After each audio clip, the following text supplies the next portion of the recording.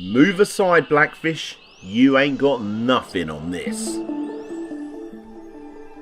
Ecco the Dolphin. Now that's a weird game. However, instead of getting into the making of Ecco and all of its games for a Future Slopes Game Room The Complete History video, whilst researching, I found probably the most disturbing backstory of any game I've ever looked into, ever.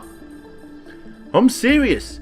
It's so messed up and hard to believe that I felt it just wouldn't fit as part of one of those complete history videos and deserved its own video entirely. Hi everyone, I'm Daniel Ibbertson and this is the crazy origins of Ecco the Dolphin.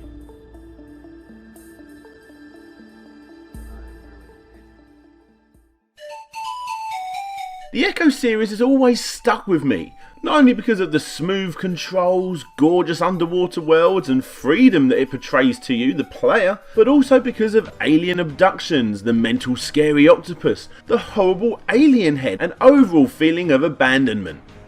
Yes, Ecco the Dolphin is quite a lonely, sad game after the first minute of gleeful enjoyment that the front cover portrays. Who the hell came up with this unnerving story anyway? Well, that would be Ed Annunziata. The dude must have been on some serious drugs or something, am I right? Well, actually not. He verified this in an interview. No, I never took LSD, but I did read a lot from John C. Lilly. And that is where our story starts. The inspiration behind everyone's favourite video game Dolphin was inspired by the events of John C. Lilly. So here we are in the 1960s. John C. Lilly, a well-respected scientist, had a keen interest in marine biology and interspecies communications. So he went to NASA and was able to get funding for research. But what research exactly? You know, just the research whether it was possible to teach dolphins to speak. Hello, you. Well, actually, not from their mouths, but through their blowholes. The whole idea of this was put together in case we ever came in contact with alien life forms. If this ever happened, they could hopefully use these translation techniques to, I don't know, declare war or something.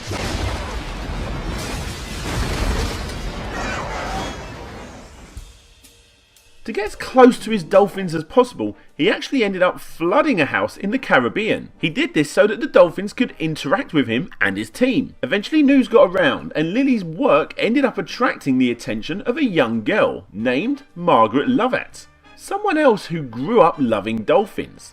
So she drove to the flooded house, ignored all those keep out signs, knocked on the door and was greeted by the director of the lab. I heard you have dolphins and I thought I could come and see if there was anything I could do or any way I could help. Sure, come in, sit there and document everything that this dolphin does. The head scientist quickly realised that Margaret had a keen eye for observation and ended up giving her the opportunity to come down on a regular basis to continue documenting what they do. And she accepted, without pay. Now, whilst Dr. Lilly and his team worked on understanding what dolphins were saying to each other downstairs using the two female dolphins, they actually ended up building a working lift to another water section upstairs for the third dolphin, a male dolphin. And it was Margaret that was put in charge of solely looking after this said dolphin, with her main responsibility of being able to teach him to speak English through his blowhole. Now I know what you're thinking. Stupid. It's a stupid idea. Well, I actually thought the same.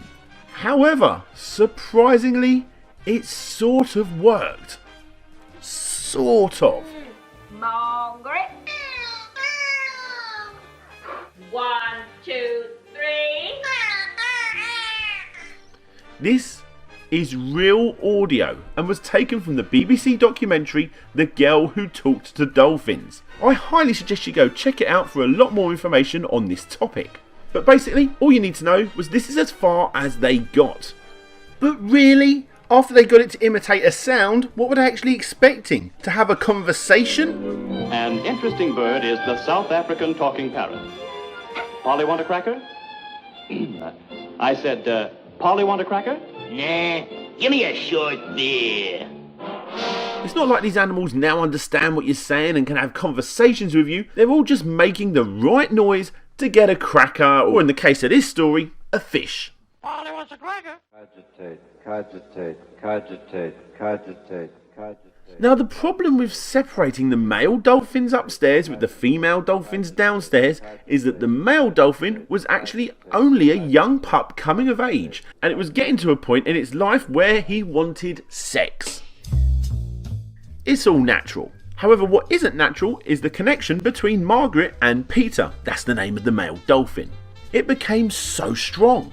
Yet Margaret loved him dearly, as you would a pet, but Peter the dolphin was crazy in love with her and wasn't too interested in the female dolphins downstairs in that way at all. In fact, when he was downstairs with those female dolphins, he ended up becoming quite disruptive during the female lessons.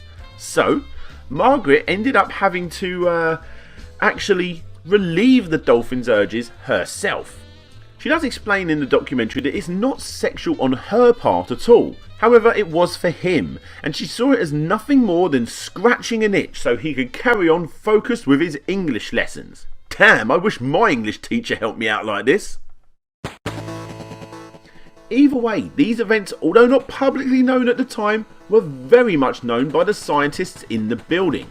However, several years later, news did get out, and Margaret even got ridiculed about this when it became public in an issue of Hustler. So moving on. Progress started slowing down, as you would expect, and funding for this very expensive project was being threatened by NASA and the other big money lenders. So, Dr. Lilly, not in complete cooperation with the rest of the team, started doing some pretty bad testing on the dolphins, studying their brains and mapping their cerebral cortex using fine probes. He even ended up injecting the dolphins with LSD. And because dolphins use sonar as a way to map their surroundings, started using a jackhammer near the pool to mess with their surroundings and hopefully get some kind of, well, any kind of improved reaction. Nothing worked. Eventually funding did obviously stop, and Peter the dolphin was taken away from his trainer and, more importantly, the love of his life, Margaret, to another underwater lab owned by Lilly near Miami. Now, Margaret was obviously very sad about losing this pet that she'd grown to know so well, and although this apparently at the time sounded fine according to Margaret, it was sadly the best thing to do for Peter the dolphin. But little to Margaret's knowledge, it wasn't. The dolphins were treated horrifically, pushed into small tanks that gave them hardly no room whatsoever, having further tests on them and swimming in their own mess. Peter the dolphin, as you would expect, found this new life in this hellhole with hardly no sunshine and away from Margaret so hard to deal with that it was believed he took a deep breath, went underwater and committed dolphin suicide. Which, although probably hard to believe for a lot of you guys out there, is something that dolphins actually, in horrific circumstances, do. And that's the tragic end of our story between Margaret and Peter. But where was Dr. Lilly when all this was going on? Well, in 1971, Dr. Lilly started getting into some pretty serious hardcore migraines. And because this was the drug-filled age of the 70s, someone suggested he should take ketamine to cure the pain. But in all honesty, back in those days, it wasn't that big of a deal to take ketamine in the first place. All Dr. Kelly knew was that as soon as he'd taken the ketamine, he recalls feeling the migraine being pushed out of his body, and he never got one again. It's a miracle. So good, in fact, that he ended up calling this life-saving drug Vitamin K. And he ended up taking it on a very regular basis. But that wasn't enough for the drug-filled dolphin-loving scientist. On top of all this, whilst high on vitamin K, he put himself in a deprivation tank to get even more psychedelic results. This was so incredibly dangerous that he almost drowned on at least one occasion, and his wife ended up actually having to resuscitate him. Now let's delve a little bit deeper into those hallucinations. Dr. Lilly actually ended up believing in his drug-filled mind that he was being contacted by aliens. That Sega connection is getting a little bit more likely now, isn't it? Well, that's not all. The extraterrestrial entity that was contacting him was called the Earth Coincidence Control Office. In other words, Ecco. So yeah, Not only was Ed, the creator of Ecco the Dolphin, influenced by stories he read of Lily for his beloved video game, but the actual name of the dolphin we all know and love came from the drugged up mind of a crazy scientist that actually, in a few instances at least, tortured the same mammals that you play as in the game. The drug taking got so out of hand that this alien group that Dr. Lily claims he was in contact with, according to him, had some pretty unique powers. Almost godlike. They controlled everything in the world. And one time, even cut off his penis. Let me just read this for you, taken right from the source of an interview with Dr. Lily. That evening, I took 150 milligrams of ketamine, and suddenly the Earth Coincidence Control Office removed my penis and handed it to me. I screamed in terror. My wife Tony came running in from the bedroom, and she said, "It's still attached." So I shouted at the ceiling, "Who's in charge up there? A bunch of crazy kids?"